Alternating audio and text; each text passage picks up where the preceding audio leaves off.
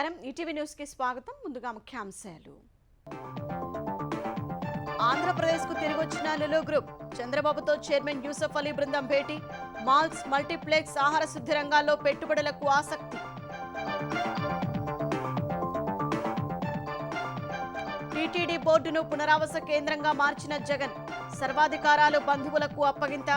నామమాత్రపు కమిటీలతో అడ్డగోలుగా దోపిడీ. కల్తీ నెయ్యి వ్యవహారంపై సిట్ కార్యాచరణ ప్రణాళిక. ఐపీఎస్ల ఆధ్వర్యంలో 3 బృందాలుగా ఏర్పడిన అధికారులు. ఈవోతో మొదలు కానున్న విచారణ.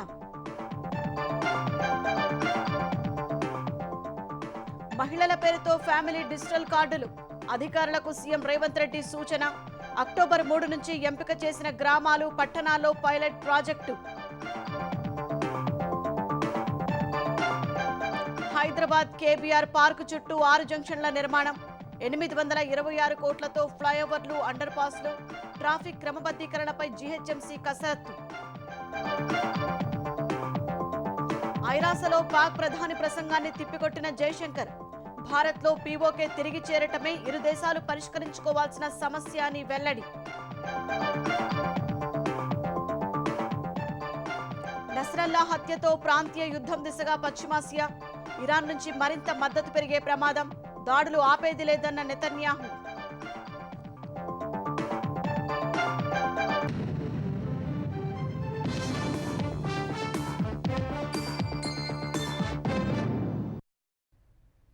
ఆంధ్రప్రదేశ్లో పెట్టుబడులు పెట్టేందుకు లులు గ్రూప్ ఆసక్తి కనబరుస్తోంది. గత టీడీపీ హయాంలో కుదిరిన ఒప్పందం మేరకు పెట్టుబడులు కార్యరూపం దాల్చే సమయంలో అధికారంలోకి వచ్చిన వైసీపీ ఆ సంస్థను ఏపీ నుంచి తరిమేసింది.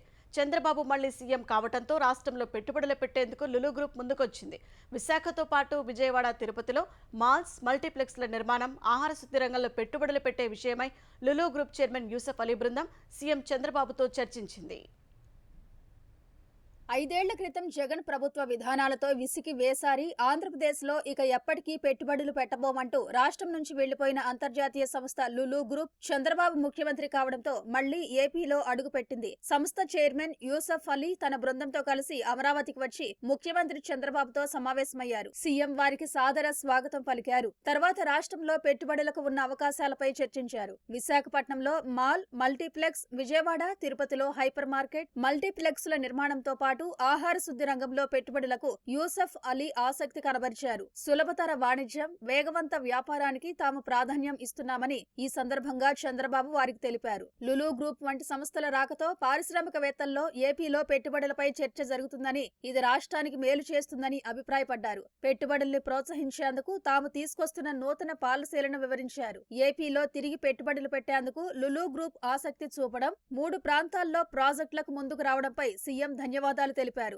అనంతరం చైర్మన్ అలీతో పాటు సంస్థ ప్రతినిధుల్ని సత్కరించారు. తిరిగి వెళ్లే సమయంలో యూసఫ్ అలీని ఆలింగనం చేసుకుని కారు వరకు వచ్చి చంద్రబాబు వారికి వీడ్కోలు పలికారు. విశాఖలో 2200 కోట్ల పెట్టుబడితో షాపింగ్ మాల్, 5000 సీట్ల సామర్థ్యంతో అంతర్జాతీయ స్థాయి కన్వెన్షన్ కేంద్రం, 5 నక్షత్రాల హోటల్ నిర్మాణం ద్వారా 10,000 మందికి ఉపాధి కల్పించే లక్ష్యంతో 2018 సంవత్సరంలో జరిగిన పెట్టుబడిదారుల సదస్సులో లులు గ్రూప్ తో ఆంధ్రప్రదేశ్ ప్రభుత్వం ఒప్పందం చేసుకుంది. 13.83 ఎకరాల భూమిని కేటాయించడంతో లులు గ్రూప్ అంతర్జాతీయ కన్సల్టెంట్లతో డిజైన్లు తయారు చేయించింది. ప్రాజెక్టుకు శంకుస్థాపన కూడా చేసింది. వైసీపీ అధికారంలోకి రావడంతోనే భూ కేటాయింపుల్లో అవకతవకలు జరిగాయని బురద చల్లే ప్రయత్నం చేయడంతో పాటు రివర్స్ టెండరింగ్ పేరుతో ఒప్పందాన్ని రద్దు చేసింది. జగన్ ప్రభుత్వ తీరుతో నొచ్చుకున్న లులు గ్రూప్ ఇక ఆంధ్రప్రదేశ్ లో పెట్టుబడులు పెట్టబోమని పత్రికా ప్రకటన విడుదల చేసింది. ఆ వెంటనే తెలంగాణ, తమిళనాడు, ఉత్తరప్రదేశ్, కేరళ సహా వివిధ రాష్ట్రాలు ఆహ్వానించడంతో అక్కడికి వెళ్లిపోయింది. తెలంగాణ, తమిళనాడులో 3500 కోట్ల చొప్పున పెట్టుబడులతో ప్రాజెక్టులు ప్రారంభించింది. గత ప్రభుత్వం తరిమేయకపోతే విశాఖలో లులు గ్రూప్ చేపట్టిన ప్రాజెక్టులు పూర్తయ్యేవి. వేలాది మందికి ఉపాధి దొరకడంతో పాటు ఆ సంస్థ నుంచి 1000 కోట్ల పెట్టుబడులు రాష్ట్రానికి వచ్చేవి. నాటి ముఖ్యమంత్రి జగన్ వ్యవహార శైలితో రాష్ట్రం తీవ్రంగా నష్టపోయింది. అప్పుడు పారిపోయిన పెట్టుబడిదారులు కూటమి ప్రభుత్వం అధికారంలోకి రావడం, చంద్రబాబు సీఎం కావడంతో మళ్లీ ఆంధ్రప్రదేశ్ వైపు చూస్తున్నారు. లులు సంస్థతో భేటీపై సామాజిక మాధ్యమం ఎక్స్ లో స్పందించిన సీఎం తన పాత మిత్రులు మళ్లీ తిరిగి వచ్చారని హర్షం వ్యక్తం చేశారు. సంస్థకు ప్రభుత్వ పరంగా అన్ని విధాలా సహకరించేందుకు సిద్ధంగా ఉన్నామని ముఖ్యమంత్రి వారికి హామీ ఇచ్చారు.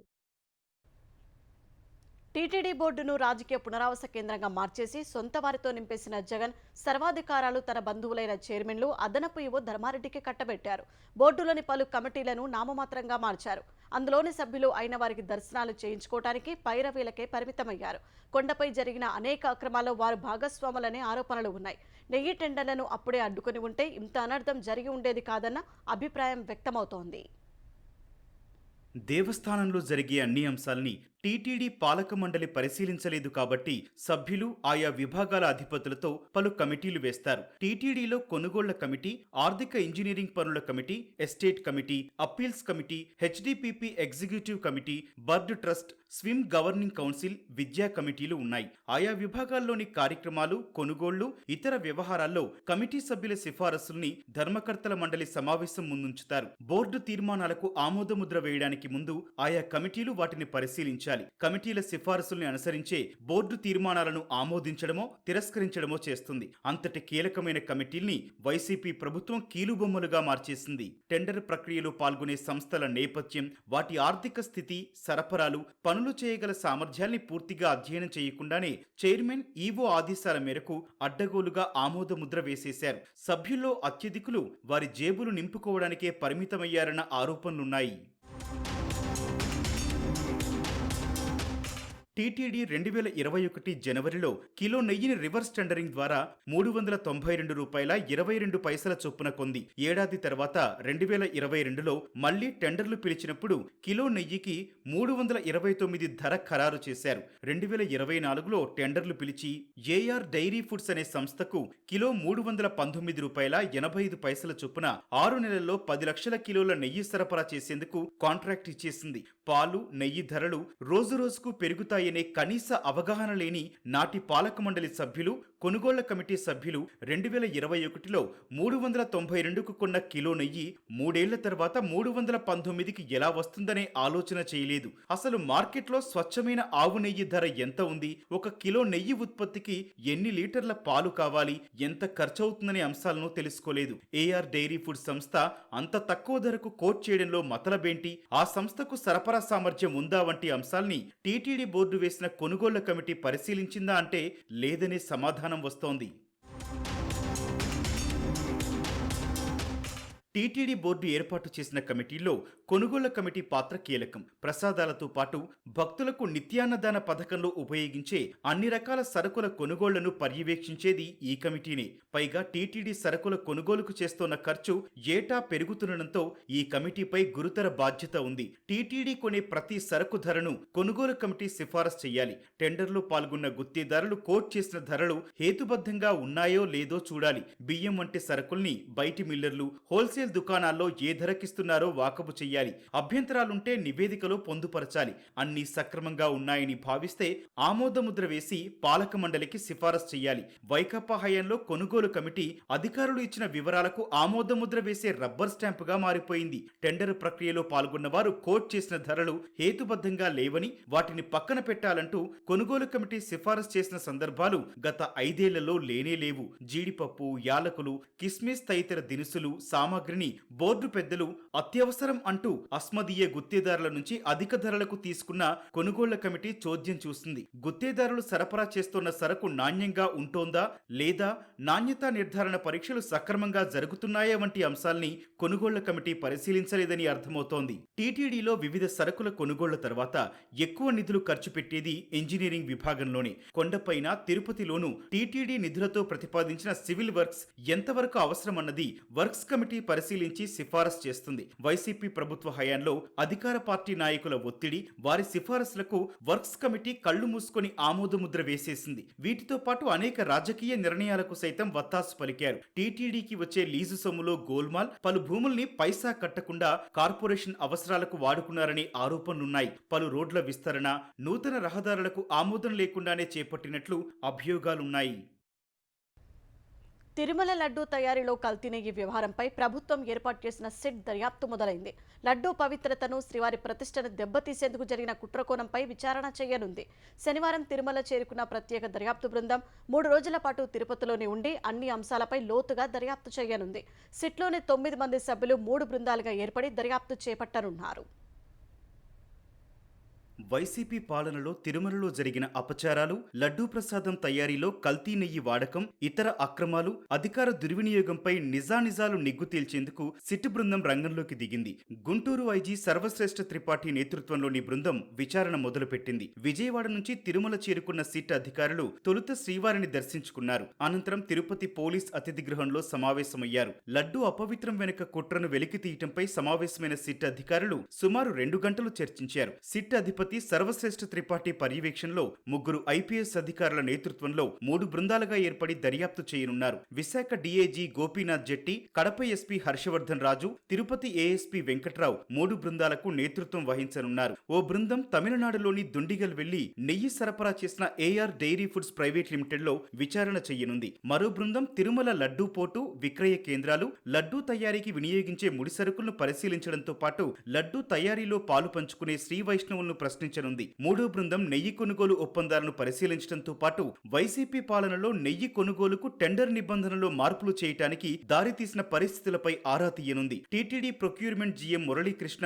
పోలీసులకు ఇచ్చిన ఫిర్యాదులోని అంశాలను పరిగణలోకి తీసుకోనున్నారు. ధర్మకర్తల మండలి దగ్గర నుంచి అధికారులు, సిబ్బంది పాత్ర వరకు అన్ని అంశాలపై దర్యాప్తు చేయనున్నారు. తొలుత ఈవో శ్యామలారావును కలిసి నెయ్యి కల్తీ వ్యవహారంపై వివరాలు తెలుసుకోనున్నారు. నెయ్యి కొనుగోలుకు సంబంధించి టెండరు ప్రమాణాలు, టెండర్ల స్వీకరణ, గుత్తేదారు సంస్థల సాంకేతిక, ఆర్థిక అర్హతల పరిశీలన, ఎంపిక, రివర్స్ టెండరింగ్ వివరాలను ప్రొక్యూర్మెంట్ విభాగాధికారులను అడిగి తెలుసుకోనున్నారు. నెయ్యి తిరుమల గోదాంకు చేరుకున్న తర్వాత ఎన్ని రోజులు ఉంచుతారు, నాణ్యత పరీక్షల నిమిత్తం ఎప్పుడు శాంపిల్స్ తీస్తారు, ల్యాబ్ కి పంపి ఏ పరీక్షలు నిర్వహిస్తారు, ప్రమాణాల మేరకు సరఫరా చేశారా లేదా అనేది ఎలా నిర్ధారిస్తారు, జంతువుల కొవ్వు కలిపిన విషయాన్ని గుర్తించే పరికరాలు ల్యాబ్ లో ఉన్నాయా అనే విషయాలను పోర్టు సిబ్బంది, సంబంధిత అధికారులను అడిగి తెలుసుకోనున్నారు. సిట్ బృందం 3 రోజుల పాటు తిరుపతిలో ఉండి విచారణ చేయనుంది.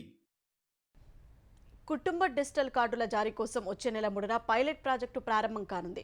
ఎంపిక చేసిన ప్రాంతాల్లో ఇంటింటికి వెళ్లి వివరాలు సేకరించాలని ముఖ్యమంత్రి రేవంత్ రెడ్డి ఆదేశించారు.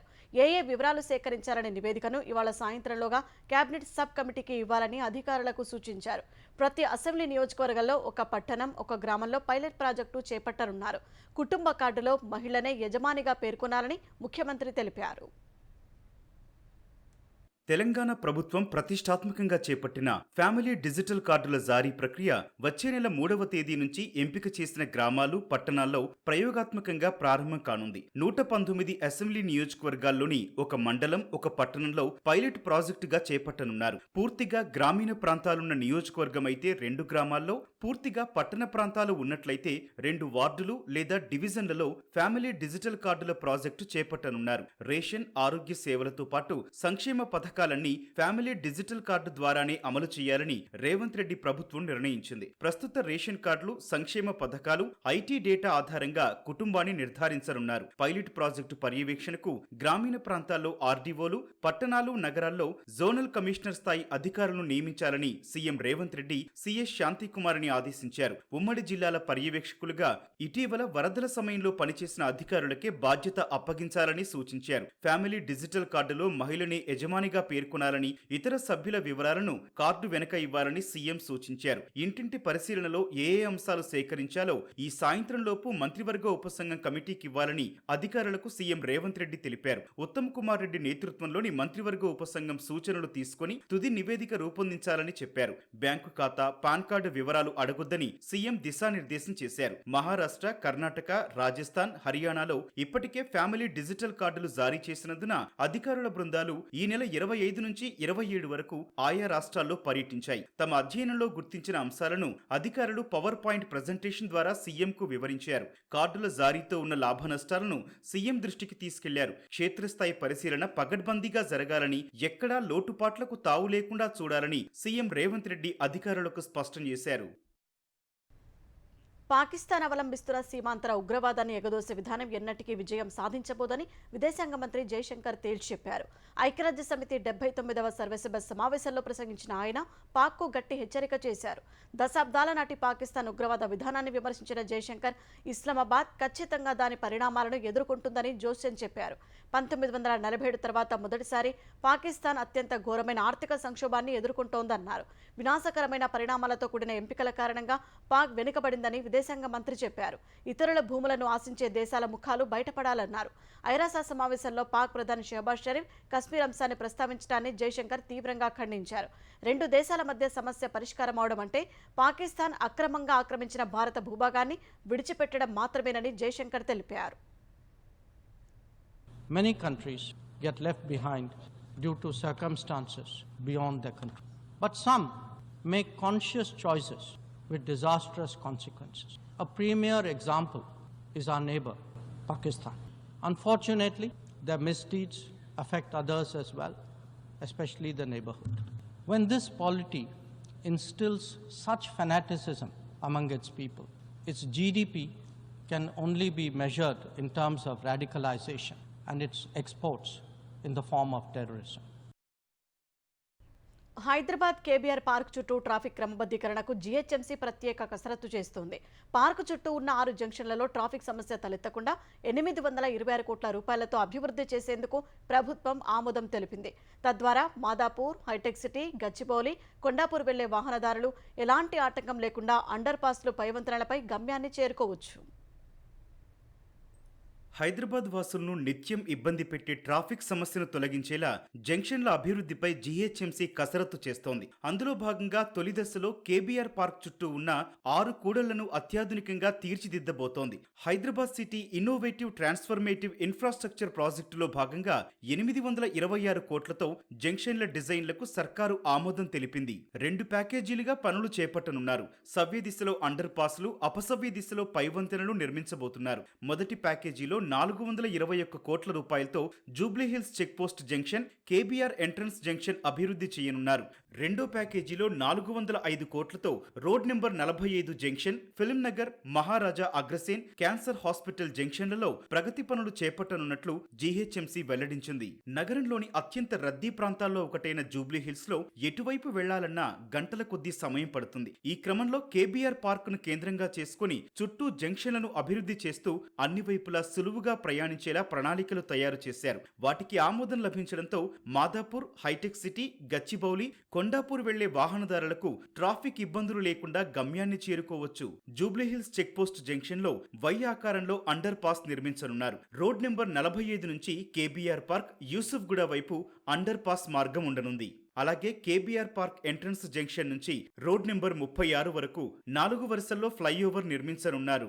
జూబ్లీహిల్స్ చెక్ పోస్ట్ నుంచి బసవతారకం క్యాన్సర్ ఆసుపత్రి వరకు 2 వరుసల అండర్ పాస్ ఏర్పాటు చేయనున్నారు. అలాగే కేబీఆర్ ఎంట్రన్స్ నుంచి పంజాగుట్ట వైపు 3 వరుస అండర్ పాస్లు కొత్తగా అందుబాటులోకి రానున్నాయి. చెక్ పోస్ట్ నుంచి పంజాగుట్ట వైపు 3 వరుసల్లో రహదారి, ఫిల్మ్ నగర్ వైపు 2 వరుసల్లో అండర్ పాస్ నిర్మించనున్నారు. రెండో ప్యాకేజీలో రోడ్ నెంబర్ 45 జంక్షన్ లో ఓ అండర్ పాస్, మరో పైవంతెన రాబోతోంది. చెక్ పోస్ట్ నుంచి రోడ్ నెంబర్ 45 వైపు 2 వరుసల్లో పైవంతెన రానుంది. ఫిల్మ్ నగర్ జంక్షన్ లోను 2 వరుసల్లో అండర్ పాస్లు, పైవంతెనలు నిర్మించేందుకు ప్రభుత్వం ఆమోదం తెలిపింది. మహారాజా అగ్రసేన్ జంక్షన్ వద్ద 2 వరుసల్లో అండర్ పాస్లు, పైవంతెన నిర్మించనున్నారు. క్యాన్సర్ ఆసుపత్రి నుంచి ఫిల్మ్ నగర్ వైపు అండర్ పాస్, ఫిల్మ్ నగర్ నుంచి రోడ్ నెంబర్ 12 వైపు 2 వరుసల్లో పైవంతెన అందుబాటులోకి తేవాలని నిర్ణయించారు. క్యాన్సర్ హాస్పిటల్ జంక్షన్ లోను అండర్ పాస్లు, పైవంతెనల నిర్మాణానికి ప్రభుత్వం ఆమోదముద్ర వేస్తుంది. కేబీఆర్ పార్క్ నుంచి మహారాజా అగ్రసేన్ జంక్షన్ వైపు 2 వరుసల్లో అండర్ పాస్లు, అలాగే అగ్రసేన్ జంక్షన్ నుంచి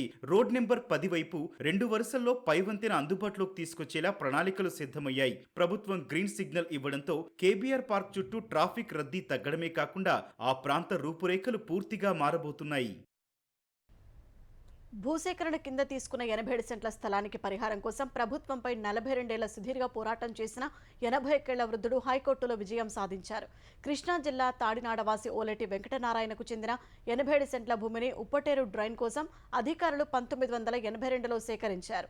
మిగిలిన భూ యజమానులు కోర్టుకెళ్లి ఎకరాకు 5,000 పరిహారం పొందిన వెంకటనారాయణకు పైసా రాలేదు. 2009లో హైకోర్టును ఆశ్రయించగా విచారణ జరిగింది. 2013 భూసేకరణ చట్టం ప్రకారం 87 సెంట్లకు ప్రస్తుత మార్కెట్ ధరను నిర్ణయించి 4 నెలల్లో పరిహారం చెల్లించాలని స్పష్టం చేసింది. అప్పట్లో ఇవ్వాల్సిన 5,000కి 1982 ఫిబ్రవరి నుంచి 9% వడ్డీ లెక్కించి 3 వారాల్లో చెల్లించాలని తీర్పు ఇచ్చింది. వరద బాధితులను ఆదుకోవటమే లక్ష్యంగా రామోజీ గ్రూప్ తరపున ఏర్పాటు చేసిన ఈనాడు రిలీఫ్ ఫండ్కు విరాళాలు అందించేందుకు దాతలు పోటీ పడుతున్నారు. సికింద్రాబాద్కు చెందిన శ్రీ సత్య టెక్నాలజీస్ ప్రొప్రైటర్ డివిఎస్ఎస్ఆర్ స్వామి ₹1,00,000 విరాళాన్ని అందించారు. కృష్ణా జిల్లా చిన్న ఔట్టుపల్లికి చెందిన పుణ్య చారిటీస్ సెక్రటరీ జాస్తే విజయభూషణ్ కుమార్ అలియాస్ బుజ్జి ₹1,00,000 విరాళాన్ని ఈనాడు రిలీఫ్ ఫండ్కు ఇచ్చారు. హమాస్ హెజ్బుల్లా లక్ష్యంగా ఇజ్రాయెల్ చేస్తున్న భీకర దాడులతో పశ్చిమాసియా అట్టుడుకుతోంది. బీరుట్పై కొనసాగుతున్న దాడుల కారణంగా వేలాది మంది ప్రజలు సుదూర ప్రాంతాలకు పారిపోతున్నారు. హెజ్బుల్లా అధినేత హసన్ నస్రల్లాను హతమార్చడం తమ యుద్ధ లక్ష్యాల్లో ఒకటని ఇజ్రాయెల్ ప్రధాని నెతన్యాహు చెప్పారు. నస్రల్లా మరణాన్ని 4 దశాబ్దాల ఉగ్రవాదానికి జరిగిన మూల్యంగా అమెరికా అధ్యక్షుడు బైడెన్ అభివర్ణించారు. లెబనాన్ రాజధాని బీరుట్పై ఇజ్రాయెల్ విరుచుకుపడుతోంది. ప్రాణ భయంతో వందలాది మంది ప్రజలు సురక్షిత ప్రాంతాలకు తరలిపోతున్నారు. హెజ్బుల్లా అధినేత హసన్ నస్రల్లా మృతి 4 దశాబ్దాల ఉగ్రపాలనకు జరిగిన న్యాయమని అమెరికా అధ్యక్షుడు బైడెన్ అభివర్ణించారు. అక్టోబర్ 7 దాడి తర్వాత హమాస్ తో నస్రల్లా చేతులు కలిపారని అన్నారు. ఇజ్రాయెల్ కు వ్యతిరేకంగా నార్థర్న్ ఫ్రంట్ ఏర్పాటు చేశారన్న బైడెన్ అతడి పర్యవేక్షణలో వేలాది మంది అమెరికన్ పౌరుల మరణాలకు హెజ్బుల్లా కారణమైందని ఆరోపించారు. అస్థిర పరిస్థితుల కారణంగా లెబనాన్ నుంచి తమ రాయబారులు కుటుంబాలతో సహా వెనక్కి రావాలని అమెరికా ప్రభుత్వం సూచించింది. పౌరులెవరూ లెబనాన్ కు వెళ్లొద్దని హెచ్చరించింది. నస్రల్లా మృతిపై స్పందించిన Iran supreme leader Ayatollah Ali Khamenei వందలాది లెబనాన్ పౌరుల ఊత్సకోతతో ఇజ్రాయెల్ క్రూర స్వభావం బహిర్గతమైందన్నారు. దోపిడీ దేశాల స్వభావం, మూర్ఖపు విధానాలు బయటపడ్డాయని అమెరికాను ఉద్దేశించి ధ్వజమెత్తారు. గాజాలో ఏడాది కాలంగా మహిళలు, చిన్నారులు, పౌరులను సామూహిక హత్యలు చేసిన ఇజ్రాయెల్ నేర స్వభావం మారలేదని మధ్యప్రాచ్య ప్రతిఘటనా శక్తులన్నీ హెజ్బుల్లాకు అండగా ఉన్నాయని ఖమేనీ చెప్పారు. కాగా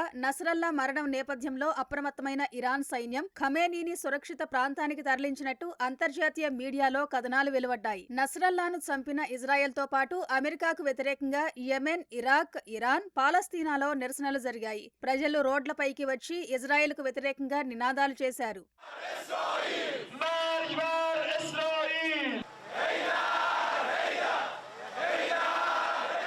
బీరుట్పై దాడిలో హెజ్బుల్లా అధినేత సహా ఇరాన్ రెవల్యూషనరీ గార్డుకు చెందిన డిప్యూటీ కమాండర్ అబ్బాస్ నీలఫర్సన్ కూడా మృతి చెందినట్టు తెలిసింది. హెజ్బుల్లా లక్ష్యంగా దాడులు కొనసాగుతాయని ఇజ్రాయెల్ స్పష్టం చేయగా పాలస్తీనాకు మద్దతు కొనసాగుతుందని హెజ్బుల్లా ప్రకటించింది. నస్రల్లాను హతమార్చడం యుద్ధ లక్ష్యాలను సాధించడానికి అత్యవసరమని ఇజ్రాయెల్ ప్రధాని నెతన్యాహు ప్రకటించారు. ఇజ్రాయెల్ రక్షణకు హెజ్బుల్లా అగ్రశ్రేణి కమాండర్ల హతం సరిపోదని, అందుకే నస్రల్లా లక్ష్యంగా దాడులు చేసినట్టు తెలిపారు. ఇజ్రాయెల్ను సర్వనాశనం చేయాలన్న కుట్రకు నస్రల్లా రూపకర్తగా పేర్కొన్నారు. ప్రస్తుత పరిస్థితులతో ప్రాంతీయ యుద్ధం తలెత్తే ప్రమాదం ఉందని నిపుణులు ఆందోళన వ్యక్తం చేస్తున్నారు.